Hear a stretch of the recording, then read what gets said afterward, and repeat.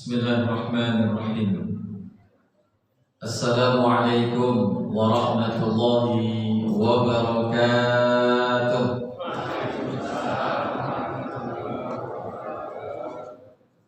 Alhamdulillah, alhamdulillahi rabbil alamin,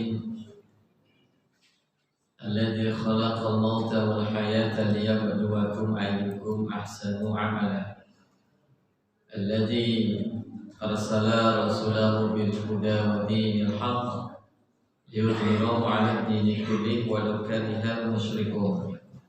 Allahumma shalli wa sallim wa barik ala Muhammadin khatamil anbiya'i wal mursalin wa ala alihi wa ashabihi ajma'in. Amma ba'du, alhamdulillah, bersyukur kepada Allah, malam hari ini sudah masuk pada hari ke-21. 20. Wah, cepat betul Pak.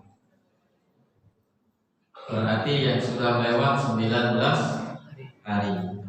Alhamdulillah. Lebih dari separuh kita sudah masuk di bulan Ramadan tahun ini. Alhamdulillah. Sebab kalau kita ingat doa Nabi, mudah-mudahan usia kita diberkahi oleh Allah di bulan Ramadan. Amin. Itu yang penting, Bapak Ibu yang dimuliakan Allah. Bapak Ibu yang dimuliakan Allah, anak-anak kami yang sedang bersemangat untuk mencatat, judulnya malam hari ini kita berikan saja ya.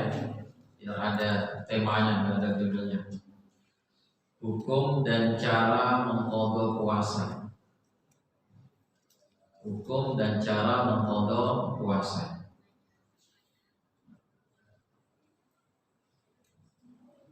Baik, bismillahirrahmanirrahim. Di dalam Al-Quran, bismillahirrahmanirrahim.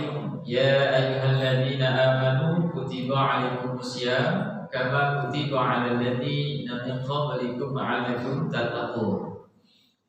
Ini ayat dari awal puasa, bahkan sebelum puasa masuk Ramadan sudah selalu dibacakan oleh para ustaz.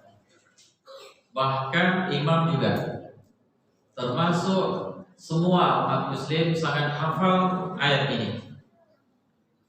Maknanya inilah menjadi pegangan bagi umat Islam, di mana puasa itu menjadi suatu kewajiban, menjadi sesuatu yang sudah ditetapkan oleh Allah bagi umat Islam, wa bil khusus yang beriman. Kalau tak beriman, berkali-kali saya sampaikan, kalau tak beriman, tak puasa, tak puasa. Kalau tak beriman, jadi yang beriman berpuasa, wajib hukumnya untuk melaksanakan puasa. Bagaimana umat Islam wajib sesungguhnya? Jadi umat Islam itulah kemudian inti masuk syaratnya sebagai orang yang berpuasa. Kalau syarat puasa salah satunya syaratnya adalah orangnya berislam atau agamanya Islam, bukan KTP. Tapi yang diperintahkan oleh Allah, yang diwajibkan tetapkan oleh Allah adalah orang yang beriman. Oleh karena itu puasa itu ada ketentuannya. Termasuk diantaranya adalah ayyam ma'dudat, beberapa hari yang telah ditentukan. 29 atau 30. Bagaimana kalau seandainya 29 hari atau 30 hari itu ada kita tidak berpuasa di dalamnya? Apakah itu 2 atau 3 atau 5 atau 10? Uzurnya adalah beda-beda setiap orang. Bisa karena dia sakit, bisa karena dia musafir, bisa karena dia haid, bisa karena dia nifas melahirkan, atau yang lainnya, yang kemudian tidak harus kemudian pada saat itu dia berpuasa. Maka Bapak Ibu yang dimuliakan Allah, Syekh Salman bin Fahd Al-Awdah di dalam kitabnya Durusun Ramadaniyah menjelaskan tentang hukumnya mengqadha puasa. Ini sangat penting Bapak Ibu yang dimuliakan Allah. Walaupun nanti mungkin banyak juga yang perempuan yang di situ masuk, tapi bapak-bapak bukan berarti tidak perlu untuk mendengarkan ini, sebab punya menantu perempuan juga, punya anak perempuan juga, apalagi menantu atau anaknya sedang haid atau kemudian sedang hamil atau nifas, melahirkan dan lain sebagainya. Bapak Ibu yang dimuliakan oleh Allah, ada 4 golongan menurut Syekh Salman bin Fa dalam kitabnya Durusun Ramadaniyah itu. Yang pertama adalah orang-orang yang dalam kondisi haid atau nifas, maka hendaklah dia berbuka. Dia tidak wajib untuk berpuasa, bahkan harus dibatalkan. Itu sudah sama kita tahu. Tapi kemudian dalam golongan ini Syekh Salman juga memasukkan musafir, orang yang dalam perjalanan masuk kategori golongan ini. Maka kalau kita musafir, kita hendaknya berbuka. Apalagi musafirnya jauh dan itu tidak dalam kondisi badan yang fit, panas, kemudian kendaraannya tergantung juga. Kalau pakai sepeda, apalagi kendaraannya adalah nunggang sapi gitu, atau kerbau gitu. Kalau dulu onta ya. Nah, kalau sudah layak misalnya 80 kilo atau 85 kilo, maka kemudian disebut sebagai musafir. Nah, dalam hadis Nabi dikatakan, Innallaha ta'ala, sesungguhnya Allah Ta'ala Zahar salatan adalah menangguhkan solat, wasaumi anil musafir, dan juga orang yang dalam berpuasa tapi puasanya dalam perjalanan, wa anil mu'iki, orang yang menyusui, awil kubla, atau dia sedang hamil. Kalau dia sedang menyusui atau dia sedang hamil, maka dia boleh kemudian tidak berpuasa. Nah, Bapak Ibu yang dimuliakan oleh Allah Subhanahu wa Ta'ala, bahwa ini hadis diperuntukkan bagi orang yang haid, juga orang yang nifas karena dia melahirkan, dan juga orang yang menyusui, termasuk juga orang yang dalam perjalanan. Itu pendapat yang pertama, golongan yang pertama. Berarti golongan pertama orang haid, orang nifas, ya, dan kemudian dimasukkan oleh Syekh Salman orang yang musafir. Yang kedua adalah wanita hamil dan menyusui. Ini khusus wanita hamil yang menyusui dan menyusui. Dalam Al-Quran dikatakan oleh Allah Subhanahu wa Ta'ala, "Faman kana minkum maridun aw ala safarin fa iddatum min ayyamin ukhra." Siapa di antara kalian yang sedang dalam kondisi sakit atau dalam safar perjalanan, maka gantilah pada hari yang lain.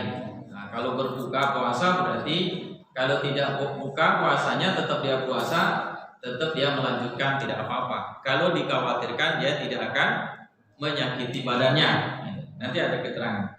Nah, kalau dia musafir, nah ini orang hamil, orang menyusui dikategorikan sebagai orang yang sakit, orang yang melahirkan, orang yang hamil, orang yang menyusui dikategorikan kepada bagian daripada orang yang sakit. Maka Bapak Ibu yang dimuliakan oleh Allah, ini masuk kategori orang yang boleh mengqadha. Sebagaimana hadisnya tadi, innallaha ta'ala wada'a syatrus shalah. Oh, Allah menangguhkan salat, kemudian wasomi anil musafir, puasanya orang yang musafir, wa anil murdi'i, orang yang menyusui, awil qubla, orang yang hamil. Nah, dari golongan yang kedua ini, maka ada 3 pendapat. Yang pertama adalah orang yang hamil dan menyusui hanya diwajibkan untuk mengqadha puasanya saja. Jadi tidak membayar fidyah. Apalagi sampai memberikan makan orang miskin. Jadi hanya sampai mengqadha puasanya. Kenapa? Karena kalau orang hamil kan ada batasnya nih. Berarti setelah selesai nanti dia bisa berpuasa. Apalagi kalau usia kandungannya sudah lewat separuh misalnya, itu sudah kuat, maka dikategorikan aman, boleh dia berpuasa. Lalu kalau menyusui juga begitu. Biasanya puasa murni atau puasa menyusui apa namanya, Bu? Puasa yang 6 bulan itu eksklusif. Itu 6 bulan, setelah itu boleh kemudian kasih makan dan lain sebagainya. Nah, itu di saat seperti itu maka dia bisa sudah berpuasa. Ketika eksklusif, dikhawatirkan anaknya, bayinya tadi nanti bermasalah kalau dia berpuasa, mungkin pahit, tak enak dia menyusu, padahal dia harus menyusu eksklusif, hanya makannya susu saja, maka boleh dia tidak berpuasa. Maka kemudian nanti dia membayar qadhonya atau membayar kewajibannya. Jadi yang pertama itu pendapatnya. Sebagian ulama di pendapat yang kedua adalah kedua tadi, kondisi tadi yang hamil atau menyusui, dia membayar mengqadha puasanya dan membayar fidyah. Jadi 2. Dia mengqadha puasanya juga membayar fidyah. Ini menurut Syekh Salman. Yang ketiga pendapatnya, sebagian manusia, sebagian ulama mengatakan bahwa dia tidak diwajibkan atau mengqadha puasanya karena dikhawatirkan kemudian nanti dia tidak aman, maka kemudian dia boleh memberikan makan saja pada seorang fakir miskin. Nah, kalau kondisinya tidak memungkinkan dia untuk berpuasa. Nah, jadi ada pendapat yang pertama adalah hanya mengqadha puasanya, ada yang mengqadha dan kemudian membayar fidyah, kemudian hanya memberikan makan fakir miskin saja. Nah, itu pendapat 3 pendapat tentang orang yang dalam kondisi hamil dan menyusui. Golongan ketiga adalah orang yang sakit, tentu saja dengan musafir juga, sebagaimana ayat tadi. Nah, dalam golongan orang yang sakit ini ada 2 golongan pula. Jadi termasuk golongan yang ketiga orang sakit, ada 2 golongan yang sakit. Bagaimana orang yang sakit yang boleh mengqadha puasanya? Nah, itu dia. Yang pertama adalah orang yang tidak ada harapan untuk sembuh, maka boleh dia tidak berpuasa, tidak membayar atau mengqadha puasanya, itu maksudnya. Jadi kalau dia tidak ada harapan untuk sembuh, dia sakitnya parah. Tapi kalau hanya demam-demam nanti pada kategori yang kedua. Tapi kategori kalau dia tidak akan ada sembuhnya, misalnya apa? Jantung, liver, apalagi Pak yang melemaskan, yang bahaya-bahaya. Ginjal, itu harus minum terus Pak ya, air kan. Apalagi? Cuci darah, ginjal juga itu, karena ginjal tidak darah kan. Kalau itu tidak akan kemudian dia dikhawatirkan akan meninggal kalau dia tak minum obat atau tak makan atau tak minum air putih misalnya, maka dia tidak mengqadha puasanya, tapi adalah membayar fidyah. Membayar fidyah. Itu yang pertama. Dari golongan yang pertama ini, maka kata Nabi Muhammad SAW dalam hadisnya, man mata, siapa yang mati, wa alaihi shaum, padahal ada kewajiban puasa dia tadi tak puasa Ramadan, lalu kemudian belum membayar qadha, mati atau meninggal, maka kemudian man mata wa alaihi shaum shoma anhu waliyuh, maka yang mengerjakan puasanya, qadhanya adalah walinya. Nah ini nih, hadis Nabi mengatakan itu, kalau dia punya tanggungan puasa lalu dia meninggal di bulan Ramadan, dia nggak berpuasa karena sakit mamanya atau karena apa dalam perjalanan. Lalu kemudian setelah Ramadan selesai, masuk bulan Syawal, dia ada sakit. Sebenarnya sakitnya tidak akan dikhawatirkan kalau meninggal.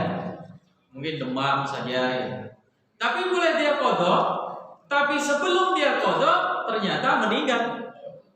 Mati beliau. Maka kata Nabi, yang mengerjakan qadhanya adalah walinya. Bagaimana kalau tidak dibayar oleh walinya?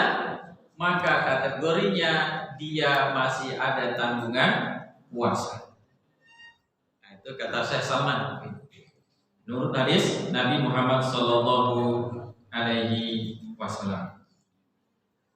Golongan yang ketiga adalah golongan yang kedua dari golongan orang sakit adalah sakitnya itu tidak menyebabkan dia akan mati atau meninggal.